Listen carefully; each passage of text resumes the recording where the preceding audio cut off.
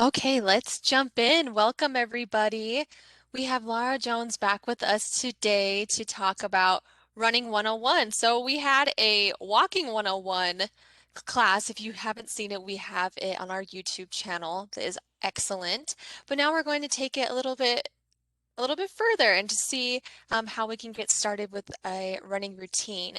So if you want to receive 10 healthy lifestyle points for attending today, just sign in by using the link in the chat. And then I will turn the time over to you, Laura. Thank you for being with us. Thank you for having me. If you guys have attended one of my presentations before, then you know that I feel very passionate about exercise and activity to combat the obesity epidemic that we have in our nation at this time. So thank you for having me again.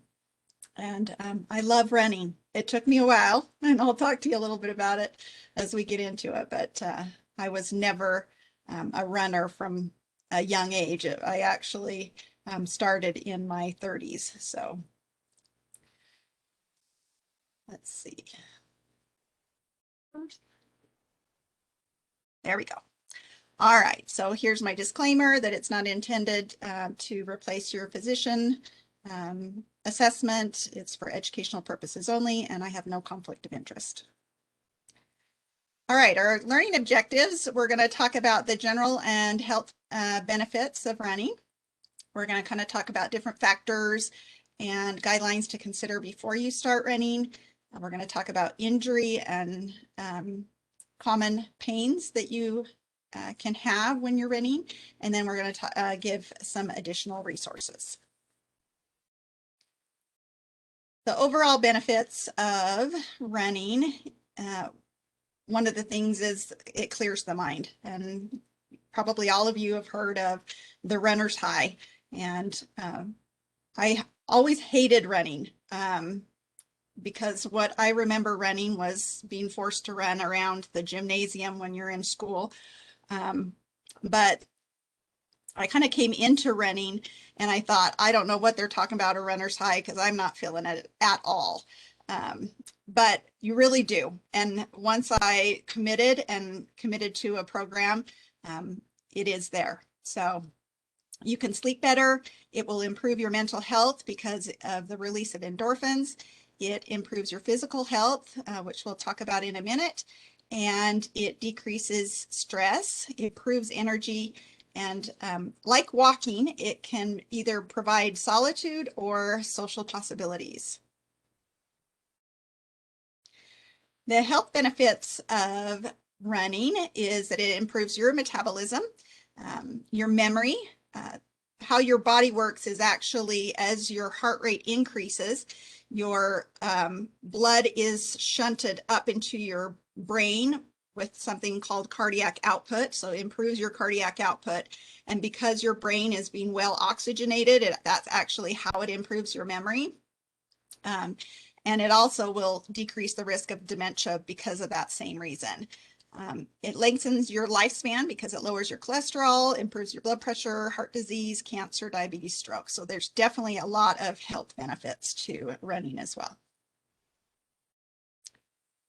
You're never too old or out of shape to start. In fact, running is the exercise of choice for those in their 40s and 50s. And many new runners actually will achieve personal bests in that age range. Running is ideal for those that are over 40 because it combats two aging problems. One is that brain health that I just talked about, and the other is muscle loss, and it will build your muscle and avoid that from happening. So inside or outside? Do you run inside or do you run outside? I actually will use my treadmill as my alternative to running outside, just because I prefer running outside. But if it's snowing or raining or something like that, the treadmill is definitely a good alternative. The good thing about a treadmill, you can certainly prefer that. It's got a smooth surface, so you're not having to worry about areas that you could get injured. It's climate controlled. It actually has a built-in cushioning system and shock absorption, so it's a little bit gentler on the joints. And but the problems with it is that it can be kind of boring. You don't have the wind on your face. You're not seeing the different visual that you would see outside. On the other hand, running outside will provide a variety of settings. You do get that fresh air and gaining that whole new perspective. I'll drive down the road every single day, but when I'm running or walking down that same road, I definitely get a different experience. Ultimately, you need to run whenever and wherever you can, inside or out. It's really just getting a regular routine that's the most important. Some treadmill guidance to keep in mind if you run on a treadmill. It's important to start out slow at an easy incline. Really, 1% is the best standard. Your walking speed should be about 3.5 to 4.5 miles per hour, and your running speed should be the talking test, which basically means that you can have a conversation when you're running. If you're starting to increase your speed, make sure you do it slow and steady. I'm sure I'm not the only one who have seen those videos or pictures of people being thrown off of the treadmill because they're running at unsafe speeds and out of control. So let's not contribute to the YouTube channels on that. Building strength and power. If you're experienced, you can actually start to increase your incline for a short period of time. So like go from 3% incline for 1 minute and then go back to the 1% and repeat it. If you slowly increase that, then you'll actually improve your muscle strength. Some guidance on outdoors. The surface varies, as I mentioned. It could be grass, sand, trail, road, sidewalk. Sometimes you can have potholes, so definitely uneven surfaces. Of course, you want to apply your sunscreen so you're avoiding premature aging. The biggest thing I think on outside running is that you really need to pay attention to traffic. If you're not on a running or biking path, running with traffic actually is very risky. The statistics say that if you run against traffic so that your cars are coming towards you, then you have time to react. And there's a 77% decrease in the chance of being hit by a car. So the exception to that is if there's a sharp turn or a crest of a hill, you can actually cross over on the other side while you get around that area and then cross back over so that you're running against traffic again. I recommend that you carry ID just in case of a medical emergency and so that sometimes your family can know where you are. I carry my cell phone with me. I have a little pack that I have it in. It's best to run during the day, but if you do run at night or early in the morning, make sure that you avoid dimly lit areas and that you wear reflective clothing and definitely vary your route so you're not doing the same one every single time. So now that we've talked about where and the safety, let's talk about how to plan. So don't just do it. Just doing it can actually lead to problems if you're not doing it correctly.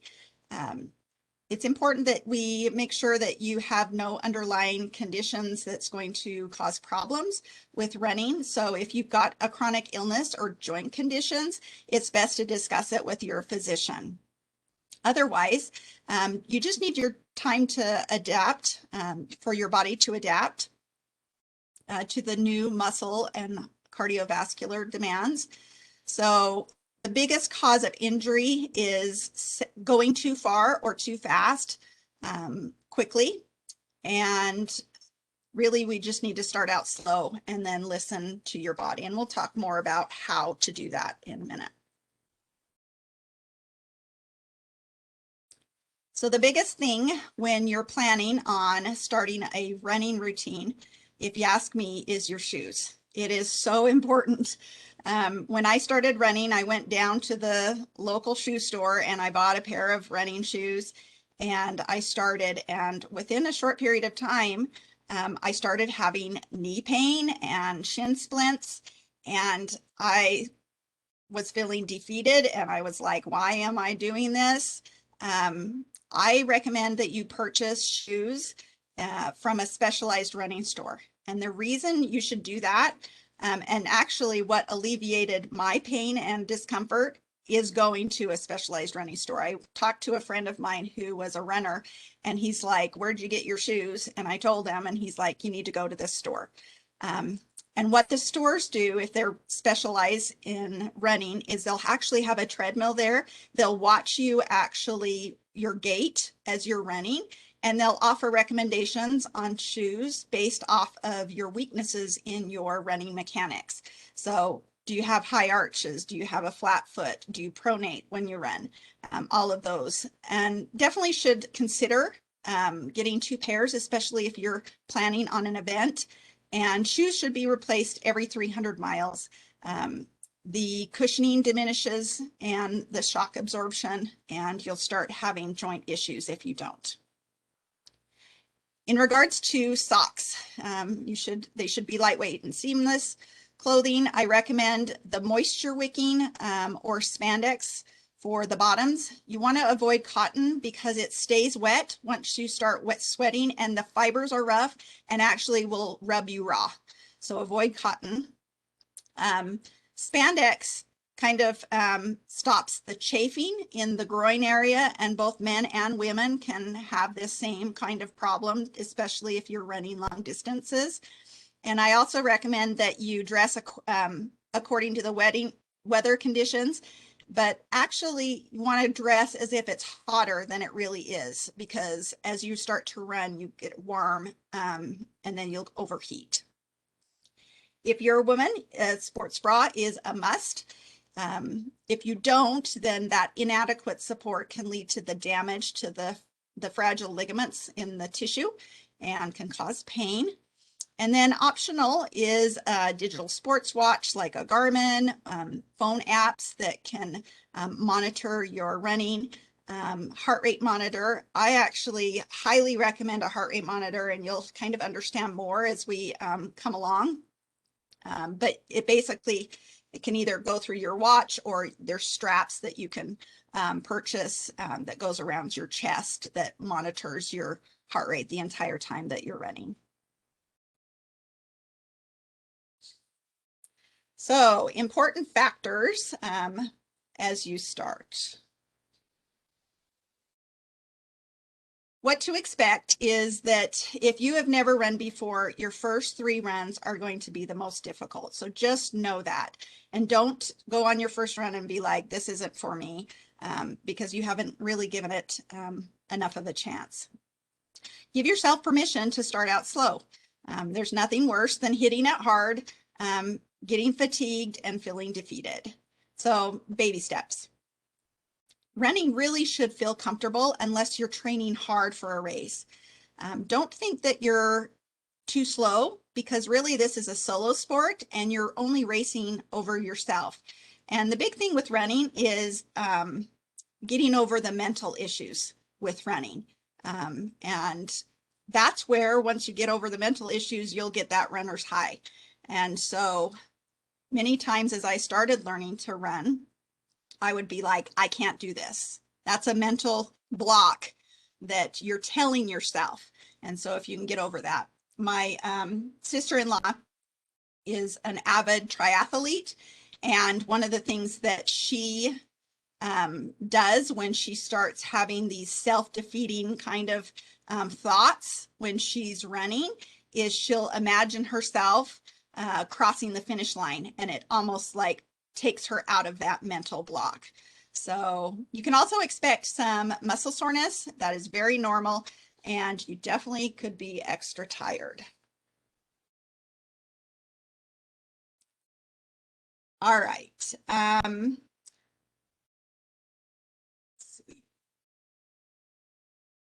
Before you begin, I wanted to talk about stretching. And there's something called static stretching and dynamic stretching. Now, static stretching was kind of the old thought to stretch and hold. But actually, recent evidence actually shows that static stretching actually will reduce your muscle power when you're running, and you won't be able to go as far, and you increase the risk of injury.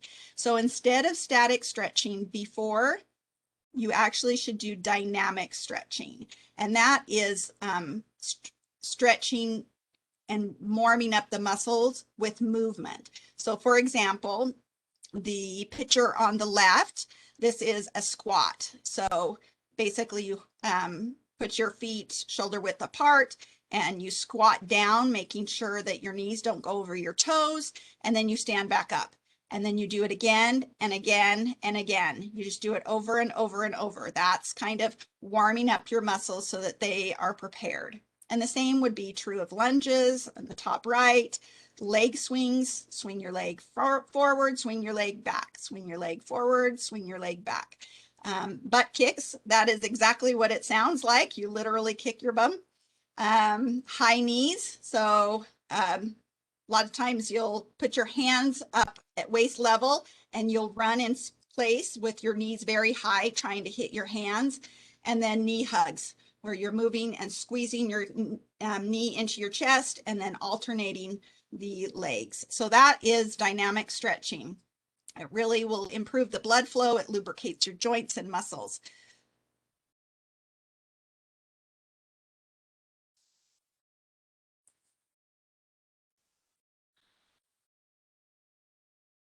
All right. All right, I want to talk about your posture when you're running. It's really important to have good posture.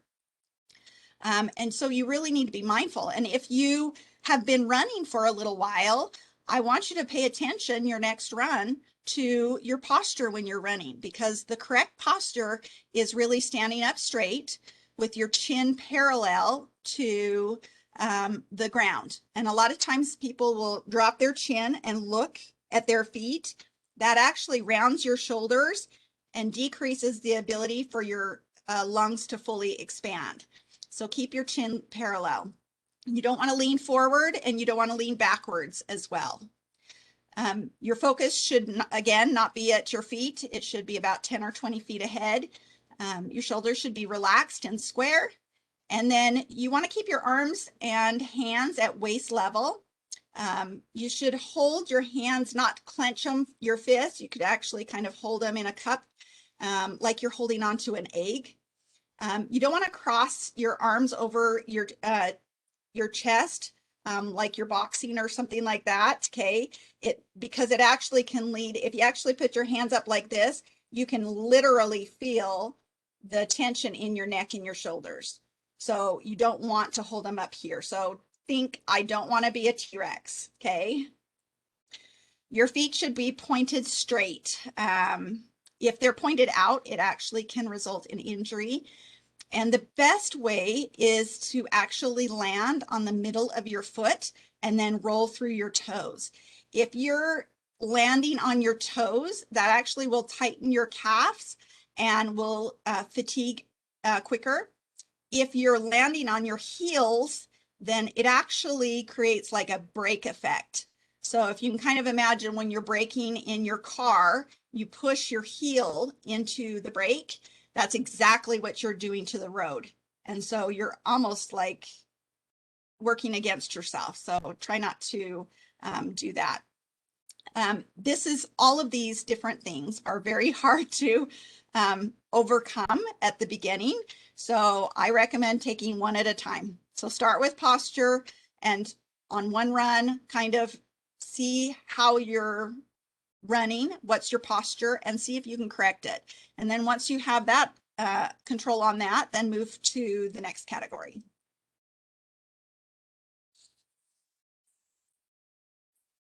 Some things that can make running easier. There's something called chai running. And that's where you have shorter strides and quicker turnover. So you're not stretching your legs out and taking long strides.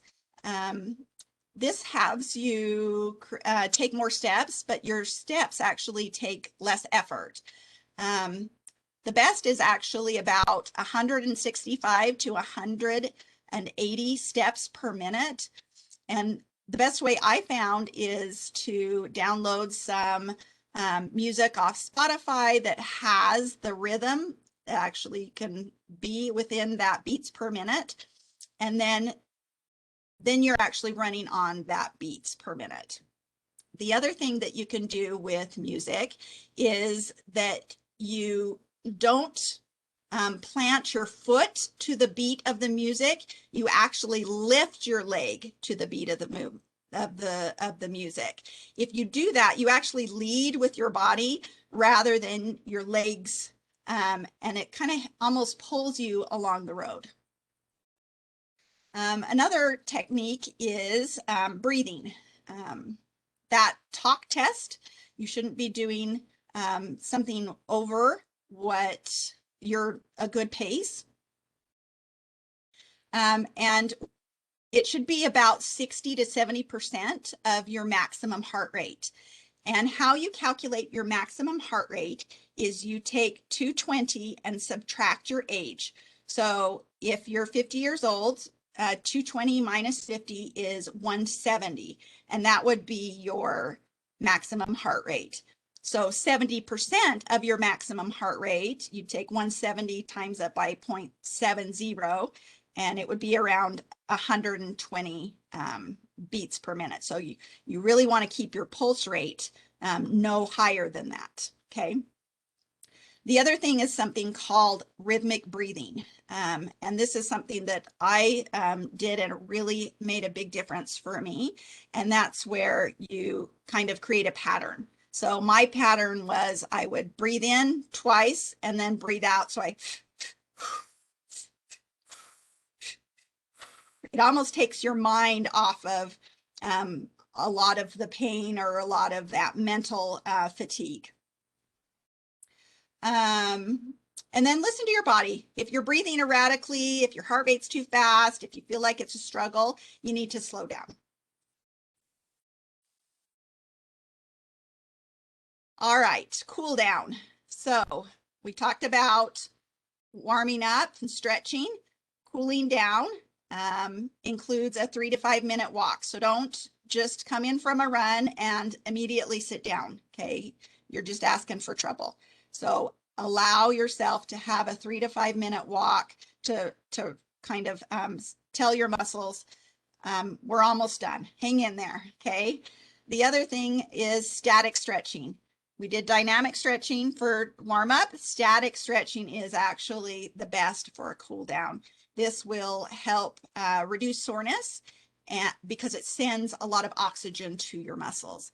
So this picture on the left is a good example of a calf stretch. So you'd stand on a step, you'd lift your heels up and you'd hold it, and then you go back down and then you repeat it.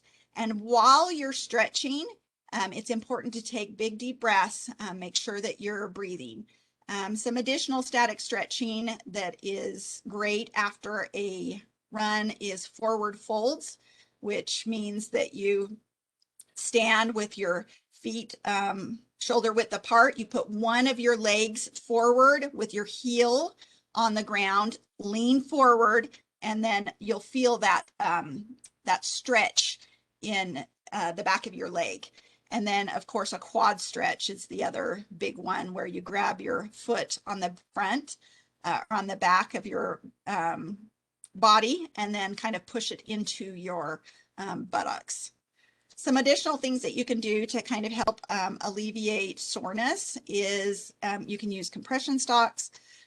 You can use warm soaks or salt baths and massage. They actually make like rollers you can purchase that you roll over your muscles. So if your quads were really sore, you would roll this roller over your quads and it helps kind of alleviate that soreness. All right, if you've never run, then you really need to have a plan. So my recommendation is starting with walking. You don't want to be a couch potato and then start running, because it's not going to last and you're going to feel defeated. So if you've never been active, or if you're not active, there should be a walking plan for about 3 weeks prior. So your first week, you would walk for 30 minutes, 3 times a week. Your second week, you'd walk for 45 minutes for 3 times a week, and then 60 minutes for your third week, 3 times a week.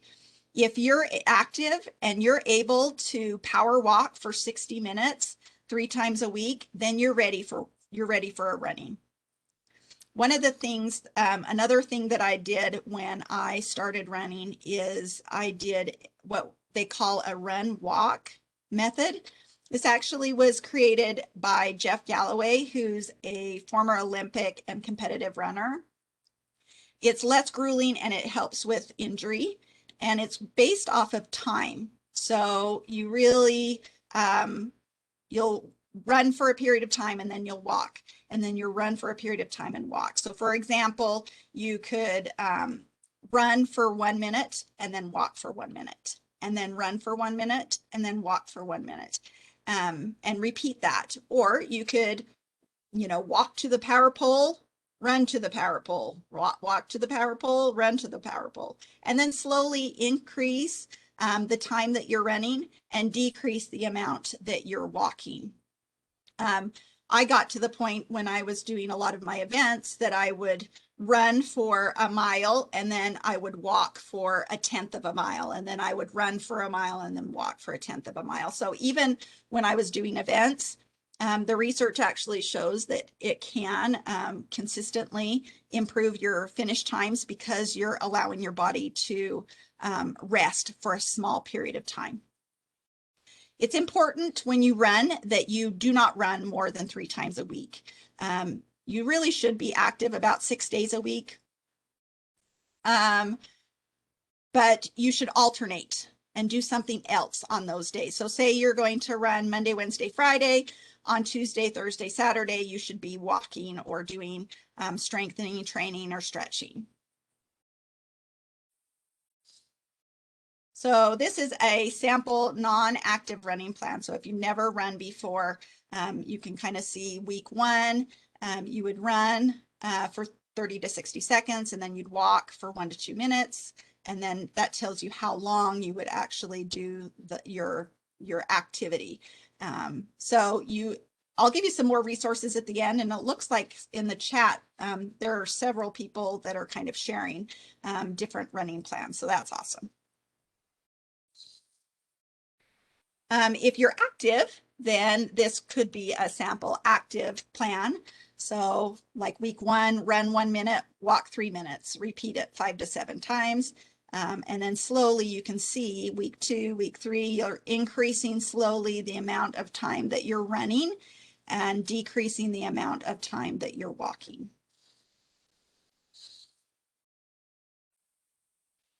Some beginning running tips. Run with a friend. That keeps you motivated. It feels less like a chore. Focus on how you feel after you run, not during the run. Sometimes, again, you get that little mental fog. Vary your route. That helps keep boredom at bay. You can join a running group. There's several community running groups that I'll talk about at the end. And you can also follow fellow runners on social media, keep you motivated. All right, we're going to talk about aches and pains. Some common aches and pains that you can expect when you are running. One of them is leg cramps, and really this is a result of nerve endings being overly excited because of fatigue. And it's more common on those that set a really high pace, or those who bolt out of walking and into running. So really, to avoid that, you want to set a lower pace, again 60 to 70% of your maximum heart rate. And to treat it, if you do get it, is really to stretch the affected muscle. So if it's one particular leg, be sure to stretch that area more than the other. Side aches are also common, and this is caused by the lack of oxygen to the muscles surrounding the organs of the GI tract. It can also be caused by irregular breathing or hydration issues. To avoid this, you should not run before or right after a large meal. So that advice that your mother told you, don't go swimming after you just ate a big meal, that there's a reason for that. And the reason is when you eat or drink something, blood actually goes to your gastrointestinal tract, and so that you can digest that. And when you are running, that blood goes away from your gastrointestinal tract and is utilized by your muscles. It demands more. And so you'll get those gut aches or side aches. So make sure that you're not eating within about 2 hours, or have a large meal within about 2 hours, or drinking a large amount of fluid before a run. Now, the exception to that is if you're running longer than 60 minutes, you should have a small snack before and after, and then take fluid with you, definitely if you're running longer than about 90 minutes. To stop, say that maybe you did everything perfect and you still have a side ache. To stop it, one of the techniques that you can use is basically start to walk until the pain subsides. I would literally raise my hand above my head like this, because it helps open up that respiratory area, your abdomen, and then just take big deep breaths until it goes away. Okay. Another thing is exhaling hard as you bend forward. So you literally bend at the waist and repeat that several times. The last thing I wanted to mention is shin splints. To avoid shin splints, you really need to be good about stretching before and after. But if you happen to get shin splints, some of the things that I recommend to alleviate that is you need to rest, maybe take several days off. You can take over-the-counter anti-inflammatories 3 times a day. You can ice your shins 4 times a day. And then evaluate your shoes. Is it time to replace your shoes if you're getting something like that? All right, there is a risk for injury for runners. The statistics say that 27% of recreational runners will have a pain-related injury sometime in their lifetime. And this pie chart kind of shows you where those injuries are, happen. And running really doesn't ruin your knees. Study after study disproves that. The exception would be if you've got previous knee problems. I would probably choose not to run or be very wary, because it's really difficult on your knees. Though the benefits again outweigh any risk. And it doesn't matter if you're not doing long distances, or any runner is at risk for injury. So kind of keep that in mind.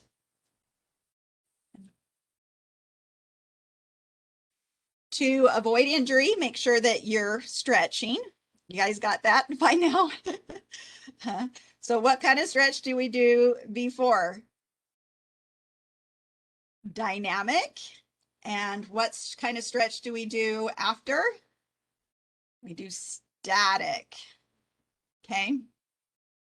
Another problem is you can get technique fatigue. So the longer that you run, the poorer your posture can become. So just having mindfulness of that and being able to be aware of what you're doing with your body can improve that. And then one of the things that you'll do if you are having pain in an area is your body will compensate. And so you'll start moving or running differently if you start doing that, you're actually going to make it worse. So you need to rest and give it a break. All right, if you are already a runner, I did want to mention a few things on how to advance your running.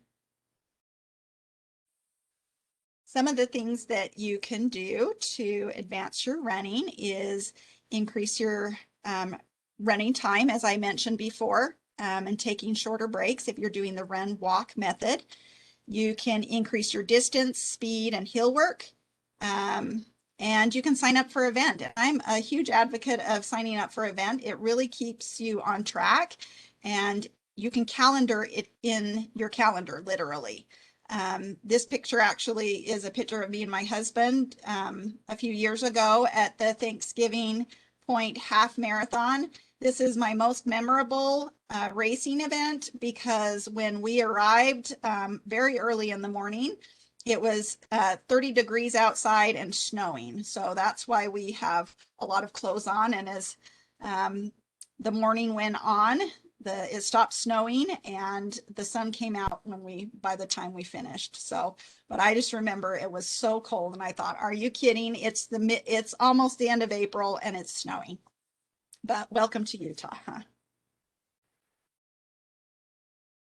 All right. Running longer distances. Make sure that you build your mileage slowly. The standard is not increasing your mileage more than 10% a week. If you do, then you risk injury. The standard really is one long run per week if you're trying to go longer distances and 2 shorter runs. So many times people will do their shorter runs on weekdays and they'll do their longer run on Saturday or Sunday. Runs over 60 minutes, like I mentioned, you should eat about 2 hours prior. So your glycogen levels are topped off, and because you really don't want to run on an empty stomach. And runs lasting longer than 90 minutes, you should take hydration with you. I have a running belt where I can hold on to my hydration and make that happen.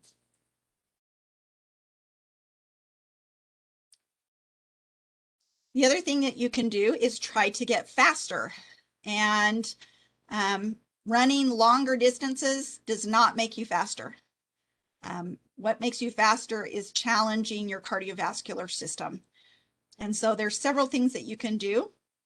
And one of them is called intervals, which basically means like at the middle or the end of a normal run, you increase your pace to a near sprint for, a block, and then you resume your normal pace, and then you repeat that 8 to 10 times. If you do that for 2 to 3 weeks, 3 times a week, you'll actually see your times improve. One of the things that's really similar to interval is something called fartlek. And this is actually a Swedish word for speed play. And it's really similar with intervals, though a lot of times they'll recommend that you do it to music to kind of keep you on track. And so you do your normal pace during the verses. And when the chorus happens, then you pick up your speed to the higher intensity. You can also tackle a hill. Start with a gentle hill, run it up and down 5 times the first week, and then a couple more times the next week after that. When it becomes too easy, then get a steeper hill. And then the last thing is adding abdominal and core exercises actually improves your musculoskeletal strength and actually will help you get faster as well. I mentioned sign up for a running event, okay? A 5K is 3.1 miles. You would expect if you're going to sign up for a 5K that you will need 6 to 7 weeks of training before the event. Typically you start at 1 mile and then increase half a mile each week. A 10K is 6.2 miles. You should expect about 10 weeks of training for a 10K. You start at 2 miles, running 2 miles, and then increase a half a mile each week. A half marathon is 13.1 miles and a marathon is 26.2 miles. I would find a training book if you're going to choose these longer distances, or a reputable website to help guide your training if you're going to choose one of those.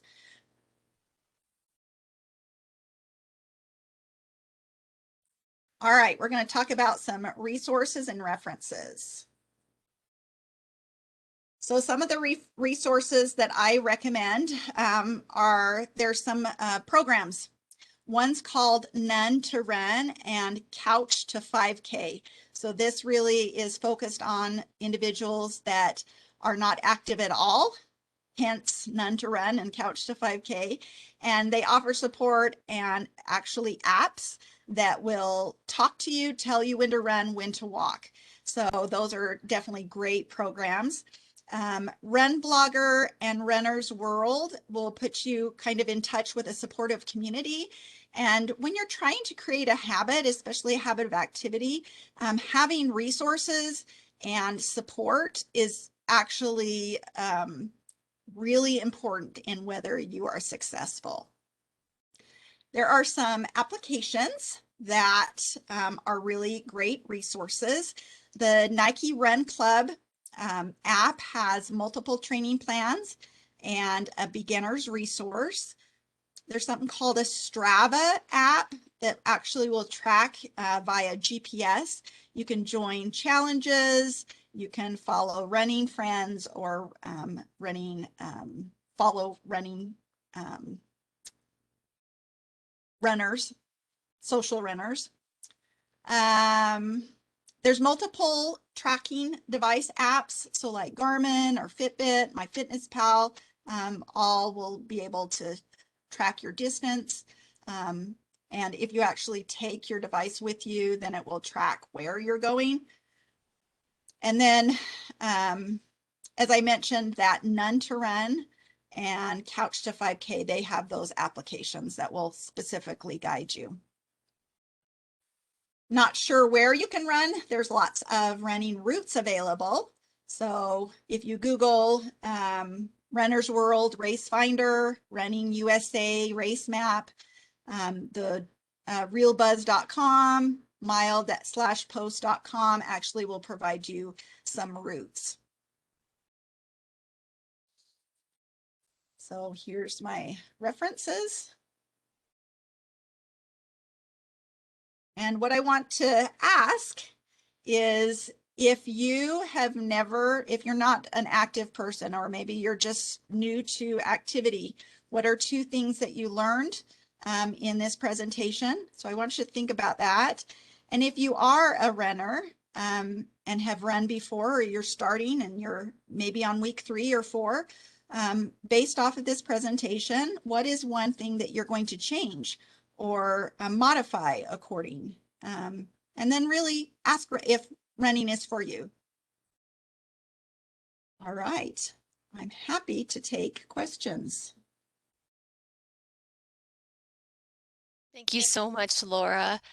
Yeah, we had a lot of people sharing different resources that they've used in the past, which is wonderful. Keep them coming if you have them.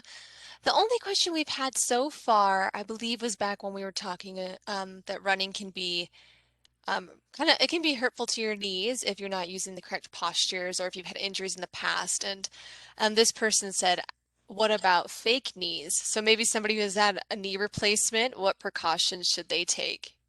Yeah, and when I mentioned that I would probably wary away from running if you've had knee problems, that's probably the one thing that should kind of wary you away. There's other activity that you can do rather than running. You can walk, you can swim, you can bike, that are very easy on the knees. And so if you've had a joint replacement, or if you've had knee injuries, you need to talk to your doctor depending on what exactly it was. But I would probably shy away from committing to a running program.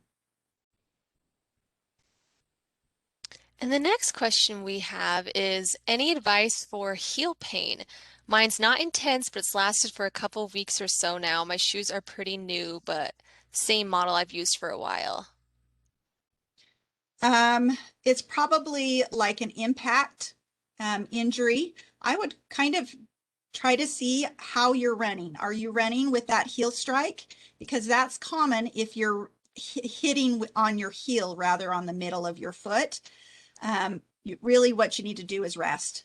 You need to rest and take, some time off until that alleviates and then try it again. And then really look at your mechanics of your running and try to avoid that heel strike.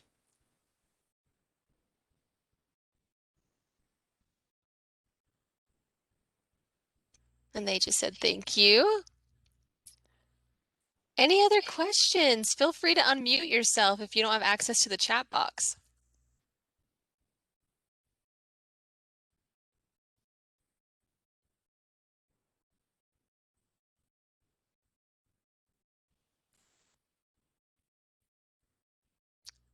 Alrighty. Well, looks like that's the end of our presentation today. If you haven't already signed in for your healthy lifestyle points, I have just put another link in the chat box for that. And you can email me at smay@slco.org if you don't have access to the chat box.